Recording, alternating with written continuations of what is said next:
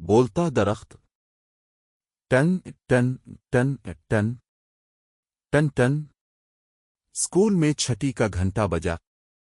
استادوں نے اپنی اپنی جماعت کے بچوں کو قطار میں کھڑے ہونے کا حکم دیا۔ بچوں نے گھنٹہ کی آواز کے ساتھ ساتھ استادوں کے حکم کو انتہائی خوشی سے سنا اور جھٹ پٹ مننے مننے ہاتھوں اپنے اپنے بستے گلے میں لٹکا کر لائنوں میں جا لگے۔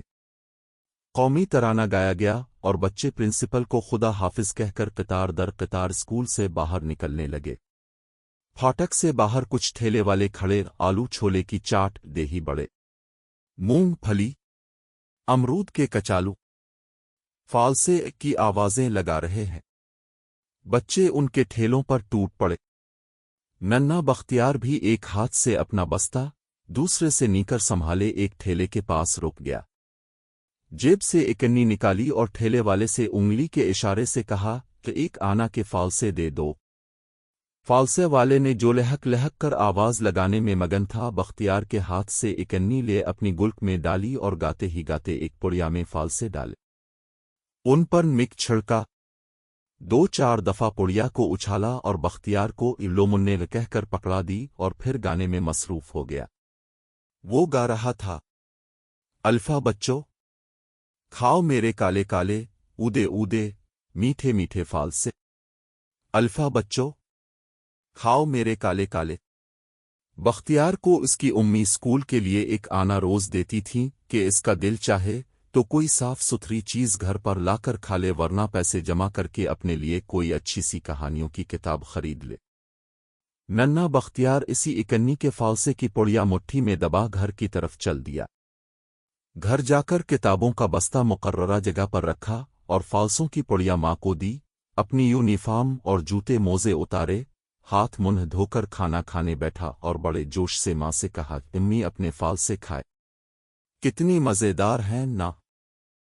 امی نے کہا، فالسے کھانے سے پہلے میں نے انہیں دھویا اور پھر سے نمک چھڑکا۔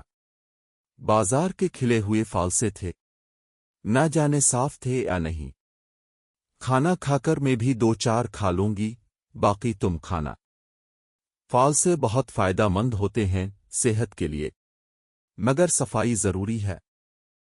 تمہار الف جی چاہے تو اپنے باغ کی کیاریوں میں اس کی گٹھلیاں بکھیر دینا، تمہارے گھر میں فالسے ہی فالسے ہو جائیں گے۔ بختیار کھانا ختم کر کے فالسے کھاتا جائے اور گٹھلیاں جمع کرتا جائے اور پھر اس نے وہ گٹھلیاں اپنی کیاری میں ڈال دیں۔ کچھ دنوں بعد ایک ننھا سا پودا زمین سے نکلا۔ ننھا بختیار خوشی سے اچھل پڑا، دوڑ کر امی کو پکڑ کر لایا، امی دیکھیے میرے فالسے کا پودا نکلا، اسے دھیان سے پانی دیا کرو، کبھی کبھی زمین کی گڑائی کرتے رہا کرو، میں کھاد اور میٹھی مٹی منگا کر ڈلواتی رہوں گی۔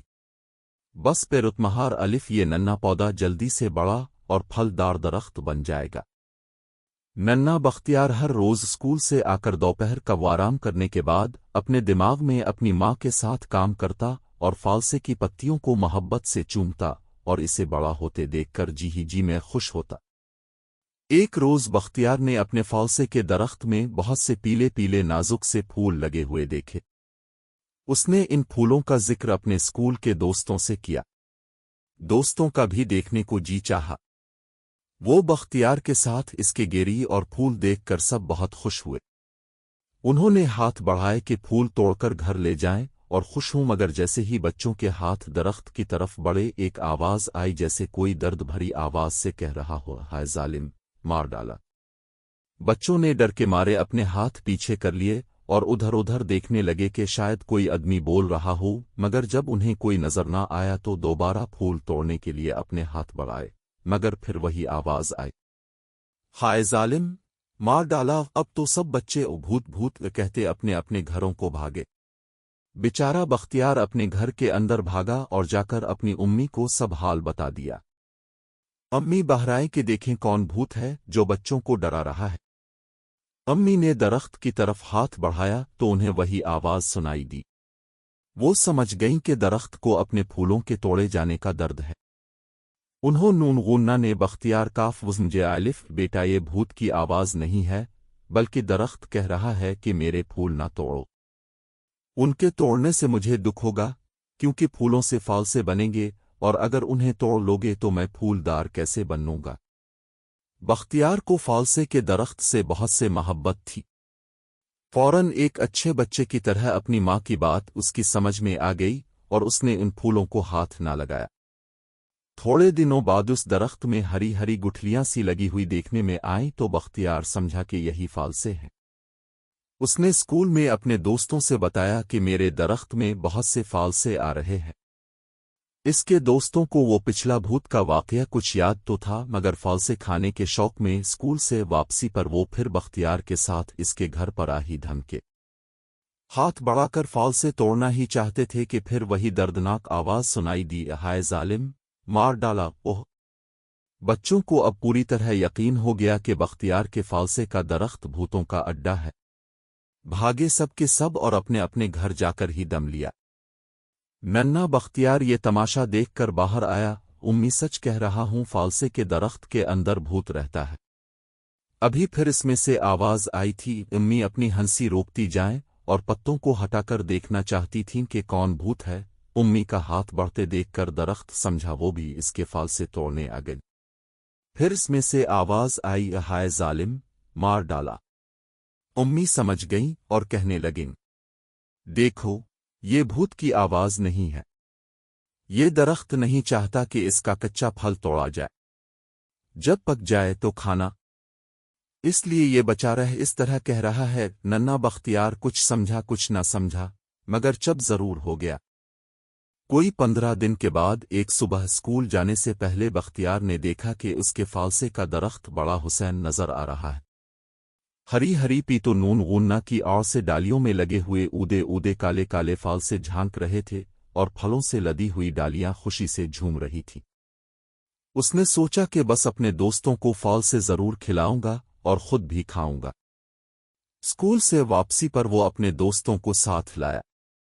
بچے کہنے لگے، بھائی تمہارا درخت تو بھوتوں کا اڈا ہے، ہاتھ نہیں لگانے دیتا، ہم کیسے فالسے کھائیں گے؟ یہ کہتے گئے اور ہاتھ بڑھ کے فالسے توڑنے لگے، مگر اس بار درخت میں سے بڑی پیار بھری دھیمی دھیمی آواز آ رہی تھی، الفا بچو، کھاؤ میرے کالے کالے اودے اودے میٹھے میٹھے فالسے۔ الفا بچوں اور ڈالیاں تھیں کہ بچوں کے آگے محبت سے بڑی آتی تھیں، جھکی جاتی تھیں۔ اس روز سب بچوں اور ننھے بختیار نے خوب مزے لے لے کر اپنے درخت سے فالسے توڑ توڑ کر کھائے اور تھوڑے تھوڑے فالسے جیبوں میں بھر کر اپنے اپنے گھر لے گئے۔ راستہ بھر ایک دوسرے سے کہتے تھے، بختیار کا درخت بولتا درخت ہے، مگر ہے بڑے کام کا، ہم بھی اس کے فالسے کے بیج اپنے گھر میں بوئیں گے۔